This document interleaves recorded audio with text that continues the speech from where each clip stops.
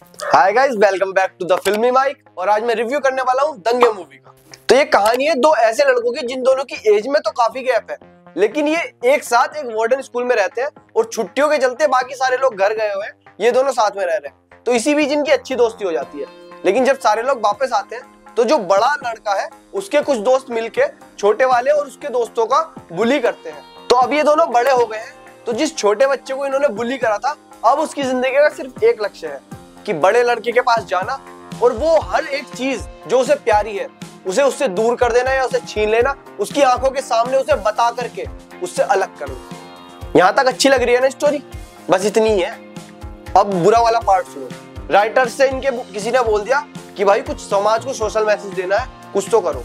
तो उन्होंने बिल्कुल सस्ते नशे फूके और कोई पिक्चर देख ली बुरी से बुरी, जो तुम गंदे से गंदे विचार में सोच सकते हो, और फिर एक बहुत सारा एक्शन के मग में जरा सा वो सोशल मैसेज डाल दिया और ऐसा घोला मारा है कि वो कहीं की नहीं। ये स्टोरी सेट है करण जौहर के यूनिवर्स में, तो तुम समझ सकते हो इस स्टोरी का और रियल लाइफ का आपस में कोई लेना देना नहीं है। अगर तुम कभी कॉलेज वॉलेज गए हो तो तुम इससे बिल्कुल रिलेट नहीं कर पाओगे।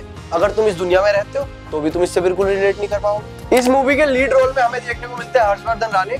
इनकी सनम तेरी कसम हर किसी ने फोन में देखी है, थिएटर कोई नहीं गया, लेकिन भाई वो आज के टाइम में एक कल्ट क्लासिक है। इस बंदे की एक्टिंग रेंज इतनी तगड़ी है ना कि जिस मूवी में इसने काम कर लिया है ये समझ लो वो कहीं ना कहीं या तो तुम उसकी अच्छाई के बारे में बात करोगे या बुराई के बारे में बात करो, लेकिन इस आदमी को, हर्षवर्धन राणे को तुम इग्नोर नहीं कर सकते। भाई पता नहीं इस आदमी ने कहां से ट्रेनिंग ली है, क्या करा है। जो भी तुम रोल दोगे उसे इस तरह से निभाएंगे ना, इतनी परफेक्शन से निभाएंगे कि मैं तो किसी और को उस रोल में इमेजिन ही नहीं कर पाता हूँ। जिस छोटे बच्चे की मैंने अभी बात करी उसका बड़ा होने के बाद किरदार निभाया है ईहान भट्ट ने। और इस बंदे की वेरिएशन देखोगे ना तुम, जब इन्हें मूवी में इंट्रोड्यूस करा जाता है तो तुम्हें लगेगा कि ये बंदा एक साइड कैरेक्टर होगा, लेकिन जैसे जैसे इन्हें बिल्डअप करा जाता है और जो इनकी एक्टिंग देखने को मिलेगी तुम्हें लगेगा कि यार ये तो हीरो है।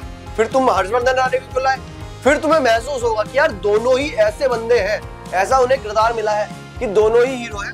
और फिर अपने करण जौहर यूनिवर्स वाली बात कि पहले आपस में लड़ेंगे फिर दोनों साथ आके लड़ेंगे, लेकिन वो फोर्स फील नहीं होता है। एक्टिंग के मामले में ये समझ सकते हो तुम कि जैसे इनको बोला गया कि भाई भाइयों का रिश्ता दिखाना है लेकिन गंदा वाला, उससे आगे बढ़ के बिल्कुल महाभारत वाला गंदा रिश्ता दिखा दिया कि खा जाऊंगा तुझे, घर में घुस के मारूंगा, लेकिन जब जरूरत होगी, जब कोई बाहर वाला आएगा तो दोनों साथ खड़े रहे। हमें फीमेल लीड में देखने को मिलती है निकिता दत्ता, और इन्हें जैसे शुरू में सेटअप करा जाता है तो लग रहा था कि ये लव इंटरेस्ट होंगी हर्षवर्धन राणे की। शुरू में दिखाते भी हैं और हमारे दिमाग में एक इमेज बनाने की कोशिश करते हैं और तुम काफी टाइम तक उसे परस्यू भी करते हो। फिर जब जैसे ही दूसरे बंदे की एंट्री होती है और तुम देखते हो कि यार ये तो कहीं और जा रही है, फिर तुम्हें बताया जाता है कि ऐसे नहीं था, ये तो बस एक दोस्त था। तो उसको बहुत अच्छे से पोर्ट्रे करा है, तुम्हें ऐसा फील नहीं होगा। जहां पे डायरेक्टर ने चाहा कि तुम इसे एज अ लव इंटरेस्ट देखो वो वैसे देखते हो, फिर जब डायरेक्टर ने चाहा कि तुम इन्हें एज अ दोस्त ही देखो तो वो भी देखने को मिलता है। तो इनकी एक्टिंग रेंज बहुत अच्छी निखर के आती है। हमने इन्हें कबीर सिंह में भी देखा और अब यहाँ पे भी, तो एक्टिंग इनकी हर बार लाजवाब ही हो।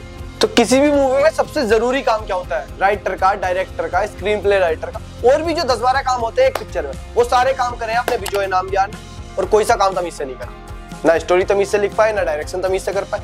इस आदमी के पास इतने अच्छे सिनेमेटोग्राफर थे। बैकग्राउंड स्कोर इस पिक्चर का ऐसा है ना कि अगर मैं आंखें बंद करके सिर्फ बैकग्राउंड स्कोर सुनूं तो मैं रिपीट पे देख सकता हूँ। भाई मतलब ये पिक्चर तुम मुझे कितनी बार भी दिखा दो, लेकिन आंख खोल के इनकी डायरेक्शन में जो पिक्चर इन्होंने बनाई है उसे नहीं देख सकता हूँ मैं। 3 घंटे इस चक्कर में बैठ गया थिएटर में, क्योंकि मजा आ रहा, क्योंकि जो बैकग्राउंड स्कोर चल रहा था, जो सिनेमेटोग्राफी थी चीजों की, वो बहुत बढ़िया थी। और सर बहुत बुरा काम करा है तुमने, जितने डिपार्टमेंट तुम्हारे अंडर आए सिर्फ एक काम अच्छा करा है, प्रोडक्शन का। पैसा बहुत लगाया है ना। तो एंड में एक ही सवाल बचता है कि मुझे ये पिक्चर देखनी चाहिए या नहीं देखनी चाहिए। तो देखो ऐसा है, अगर तुम्हारे पास बहुत ज्यादा फालतू टाइम है, बहुत ज्यादा फालतू पैसा हो रहा है, तुम्हें कुछ समझ नहीं आ रहा क्या करो जिंदगी में, तो ये पिक्चर जाके देख लो। लेकिन अगर तुम थोड़े सेंसिबल हो, तुम्हें कुछ अच्छा सिनेमा देखना है, तो एक पिक्चर रिलीज हुई है लापता लेडीज, वो जाके देखो। बहुत अच्छा सिनेमा है, बहुत बढ़िया कॉमेडी भी है। दूसरा फैमिली के साथ भी उसे देख सकते हो। उसका पूरा रिव्यू हमारे चैनल पे पड़ा है, उससे पहले रिव्यू देखो फिर जाके पिक्चर देखो। ऐसा ही जेन्युइन और मजेदार रिव्यू देखने के लिए हमारी वीडियो को करें लाइक और चैनल को करें सब्सक्राइब।